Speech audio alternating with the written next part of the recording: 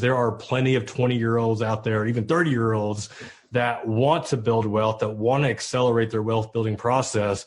They just aren't really sure how to get started. So right now, I would say the majority of my demographic is that, 20 to 30-year-old male and that's who I'm trying to appeal to, because that's who I was. I read Rich Dad Poor Dad, read that book like in a few days. I was pumped. I was excited. I was ready to conquer the world. I just didn't know where exactly to get started.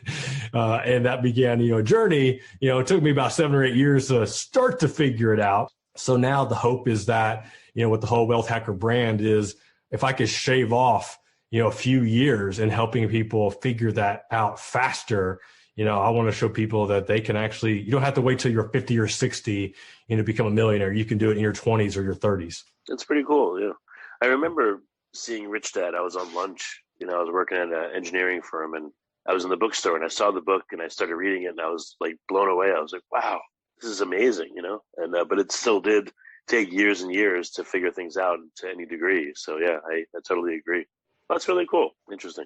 So what are some of the unique challenges that the demographics, the young guys, the 20s and 30s have that you address? I think by far the biggest obstacle, the biggest hurdle that many people face is the lack of immediate gratification, when it comes to building wealth or getting rich. And, especially nowadays, because you see, at the time of this recording, just a few weeks ago, I guess it was last week, this whole GameStop, debacle where people were, buying the stock for, $20 and it shoots up to $400, and people are buying options and just, becoming multimillionaires overnight. And it's those, which is great. Like, that's awesome. Obviously, until the stock took a major dump, and people still made some money, but a lot of people didn't make as much as they thought they were going to. Unfortunately, it's those types of headlines that give people this false reality of that's how you do it. I just got to find the next GameStop, or I got to find the next penny stock, or I got to find the next online business, crypto token. Cryptocurrency. Yeah, exactly. That was the other thing I was going to allude to.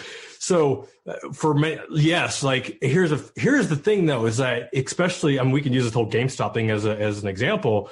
The guys that had made money, even though I think many of them didn't cash out when they should have, but either way, the ones that were making money, these were the guys that were doing tons of research, had been following the stock, for a considerable amount of time. And one of the biggest shareholders, I think he owned a business that would end up being bought out, by GameStop, or am I thinking PetSmart? I forget. It was Chewy.com, I believe, or something like that.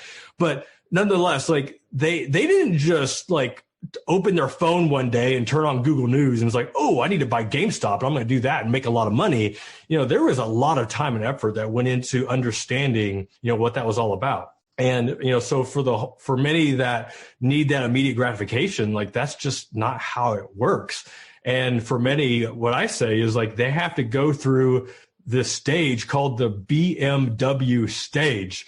And I'm not talking that you got to drive a brand new BMW to get rich. No, what I'm talking about is you have to go through the stage where you are willing, this is especially for the entrepreneurs, that you are willing to work for below minimum wage if you truly want to build wealth or get rich. Because I even looked back at my own journey, and I shared this with my boys, because, we live in a very, very nice house, and, we have a lot of nice things.